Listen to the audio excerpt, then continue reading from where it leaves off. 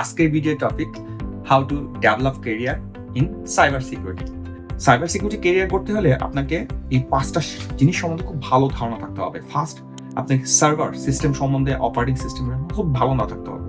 আপনার ক্লাউড সম্বন্ধে ভালো ধারণা থাকতে হবে, ভার্চুয়ালাইজেশন সম্বন্ধে ভালো ধারণা থাকতে হবে, নেটওয়ার্ক এবং সিকিউরিটি সম্বন্ধে খুব ভালো ধারণা থাকতে হবে। আপনাকে অ্যাটলিস্ট বেসিক লেভেলেও অ্যাপ্লিকেশন, ডেটাবেস এবং ইন্টারনেট সিকিউরিটি সম্বন্ধে ধারণা থাকতে হবে। সাইবার সিকিউরিটির অনলাইনে ট্রেনিং করার জন্য বেশ কিছু ওয়েব পোর্টাল আছে। আমি আমার সাইডে এইসব অনলাইন লার্নিং সেন্টার অ্যাড্রেসগুলো দিয়ে দিচ্ছি, এগুলো খেয়াল করবেন, চেষ্টা করবেন এইসব সাইটগুলো থেকে অনলাইন ট্রেনিংগুলো করে ফেলতে। সাইবার সিকিউরিটি ক্যারিয়ার করতে এই 4টি সার্টিফিকেশন খুবই important. Number 1, certified ethical hacker বা সংক্ষেপে CEH।